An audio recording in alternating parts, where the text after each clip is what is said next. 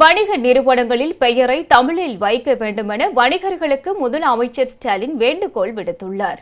வணிகர்கள் சங்கங்களின் பேரமைப்பு சார்பில் வணிகர்கள் மாநாடு செங்கல்பட்டு மாவட்டம் மதுராந்தகத்தில் நடைபெற்றது. சங்கத்தின் தலைவர் விக்ரமராஜா தலைமையில் நடைபெற்ற இந்த மாநாட்டில் தமிழகம் முழுவதும் இருந்து ஏராளமான வணிகர்கள் கலந்து கொண்டனர். மாநாட்டில் பேசிய விக்ரமராஜா, வணிகர்களின் நலனை பாதுகாக்க ஆன்லைன் வர்த்தகத்திற்கு தடை விதிக்க வேண்டுமென கோரிக்கை விடுத்தனர். வியாபாரிகள் சோகமாக இருக்கின்றார்கள். கார்ப்பரேட் கம்பெனிகள் நெருக்கடிகள், ஆன்லைன் வர்த்தகத்தினுடைய நெருக்கடிகள், சிறுகடைகள் எல்லாம் காணாமல் போய் கொண்டிருக்கிறார்.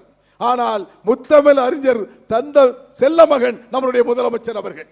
ஆகவே வணிகத்தை காப்பாற்றுவதற்கு, வணிகத்துறையை காப்பாற்றுவதற்கு அரசு நடவடிக்கை எடுக்கப்பட்டு தமிழகத்திலே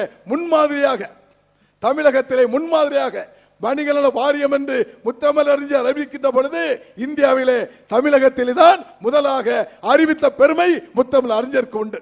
அதே போன்று சாமானிய வணிகர்களை பாதுகாப்பதற்கு ஒரு சிறப்பு சட்டத்தை அமைத்து தர வேண்டிய பெருமை நமது முதலமைச்சருக்கு வேண்டும். அதை கட்டாயமாக செய்து தர வேண்டும் என்பதை கேட்டுக்கொண்டு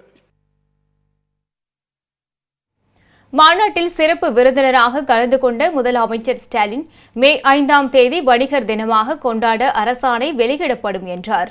வாரியத்தில் உள்ள உறுப்பினர்களுக்கு உதவித்தொகை 5 லட்சமாக உயர்த்தப்படும் உள்ளிட்ட 6 புதிய அறிவிப்புகளை அவர் அறிவித்தார். வணிகர்கள் தங்கள் கடைகளில் உள்ள பெயர்களை தமிழில் வைக்க வேண்டும் எனவும் முதலமைச்சர் ஸ்டாலின் வேண்டுகோள் வைத்தார். முதல் அறிவிப்பாக வணிகர் நல வாரியத்தில் பதிவு செஞ்சு நிரந்தர உறுப்பினராக இருக்கக்கூடியவர்களுக்கு வழங்கப்பட்டு வந்த உதவி தொகையை 1 லட்சத்திலிருந்து 3 லட்சமாக உயர்த்தி இருந்தோம். வருங்காலத்தில் இது 5 லட்சம் ரூபாயாக உயர்த்தி வழங்கப்படும். அதேபோல கட்டணமில்லாத உறுப்பினர் சேர்க்க கால நிர்ணயம் கொடுத்துருக்கீங்க. அதை மேலும் ஒரு 6 மாதம் நீடிக்க வேண்டும் என்று ஒரு கோரிக்கை வச்சிருக்கிறீங்க. அந்த கோரிக்கை ஏற்றுக்கொள்ளப்பட்டு மேலும் 6 மாத காலம் நீடிக்கப்படும் என்பதையும் தெரிவித்துக் கொள்கிறேன்.